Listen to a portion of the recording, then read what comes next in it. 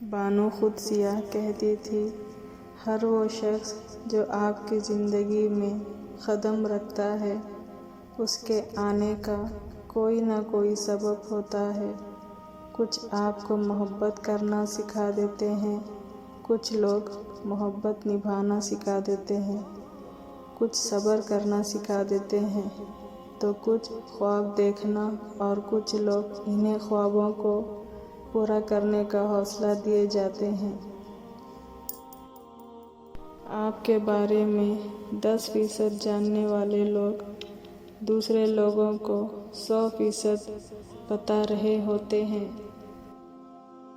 اگر آپ کو کوئی روکنے ٹوکنے والا، ڈانٹ ڈپیٹ کرنے والا اور آپ کی اصلاح کرنے والا ہے تو اللہ کا شکر ادا کریں، کیونکہ جس باغ کا مالی نہ ہو وہ بہت جلد اجڑ جاتا ہے۔ انسان کی سب سے بڑی کامیابی خود کو خود کی ذات تک محدود رکھنا ہے۔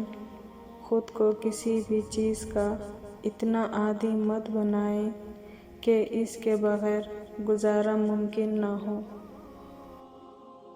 کبھی بھی شادی کے کھانے کی برائی نہ کرو۔ بیٹی کے باپ کی پوری عمر لگتی ہے صرف اس ایک وقت کے کھانے کے لیے۔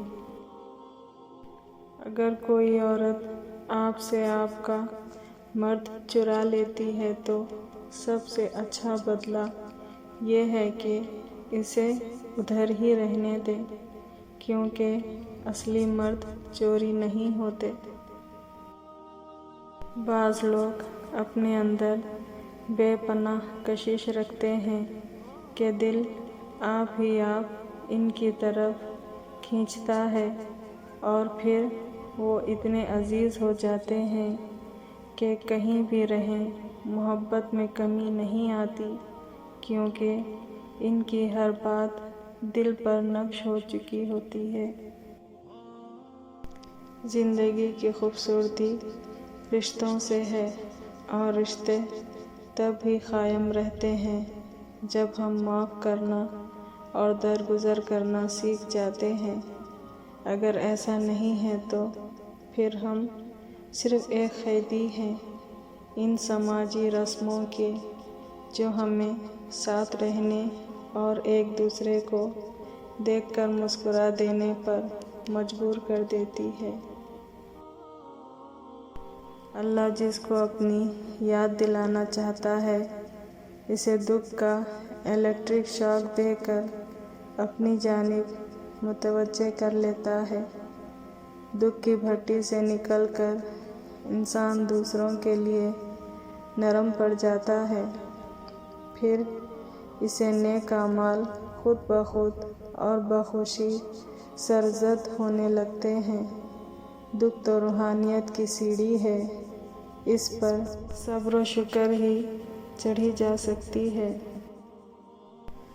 آپ کسی کو بھی زبردستی دو کاموں کے لیے مجبور نہیں کر سکتے، ایک محبت اور دوسرا عبادت، کیونکہ ان دونوں کا تعلق دل اور روح سے ہوتا ہے۔ کچھ لوگ محبت کے اہل نہیں ہوتے، انہیں اپنی ذہانت پر اس قدر مان ہوتا ہے کہ وہ دوسروں میں کیڑے نکال کر، کسی اور کا خط چھوٹا کر کے، کسی دوسرے کی خوبیوں میں خرابی کا پہلو نکال کر اپنی عظمت کی کلا جگاتے ہیں۔ خواہشات تو سبھی کے دل میں ہوتی ہیں، سب ان کی تکمیل چاہتے ہیں، لیکن دیکھنا یہ پڑتا ہے کہ ان تک رسائی کے لیے کون سا راستہ جاتا ہے۔ اسی راستے کے انتخاب میں تو انسان کا پتہ چلتا ہے، اسی انتخاب میں انسان کی برائی اور اس کا چھوٹا پن چھپا ہے۔ پتہ چلتا ہے کہ وہ سونے کا ہے یا پیتل کا۔ جو آدمی اپنے کھانے میں سے کسی کو کھلاتا ہے وہ اپنا کھانا پاک کر لیتا ہے۔ بڑے بڑے انبیاء کرام، قطب اولیاء کا یہی مسلک ہے۔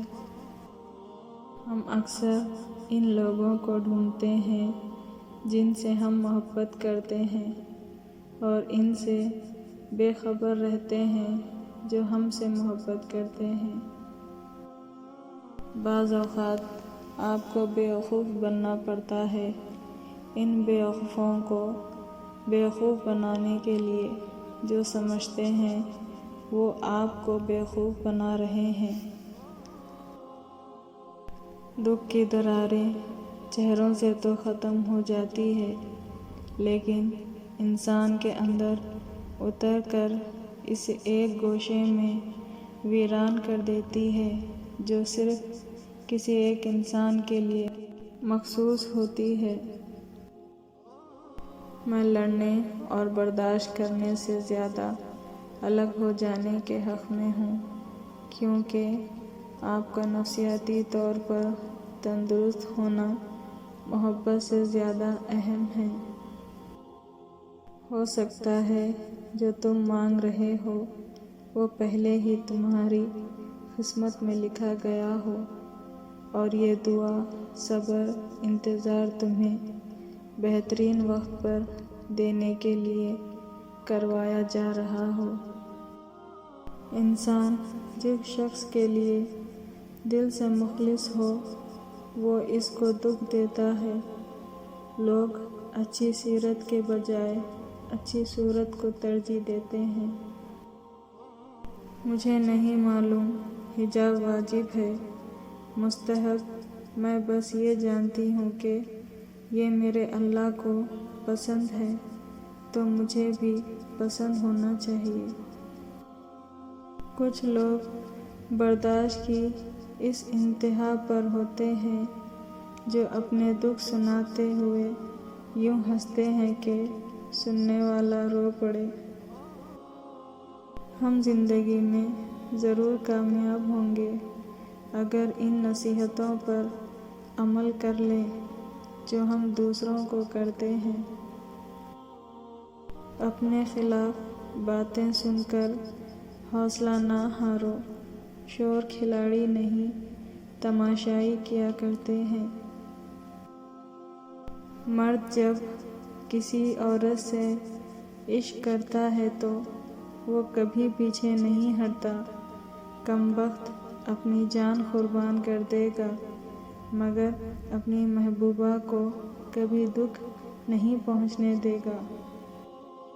جب عقل آتی ہے تو شادی ہو جاتی ہے، محبت کی عمر آتی ہے تو بچے پالنے پڑتے ہیں، آرام کا وقت آتا ہے تو بیماریاں گھیر لیتی ہے، اور جب زندگی سمجھ آنے لگتی ہے تو دنیا سے جانے کا وقت آ جاتا ہے۔ رشتے احساس سے بنتے ہیں، رنگ، نسل اور چال دیکھ کر تو جانور خریدے جاتے ہیں۔ محبت پہ کسی کا بس نہیں ہوتا، اور اس میں کبھی بھی انکار مت کرنا، ورنہ محبت کھو بیٹھو گے اور رہے گا تو زندگی بھر کا پچھتاوا۔ جب اچانک دل اداس ہو جائے تو روح کی مرمت کرنے کا لمحہ ہوتا ہے۔ سنا ہے توبہ کرنے سے روح کی مرمت ہو جاتی ہے۔ پیارے دوستوں، پلیز میرے چینل کو سبسکرائب کریے، لائک کریے، شیئر کریے۔ Thank you so much.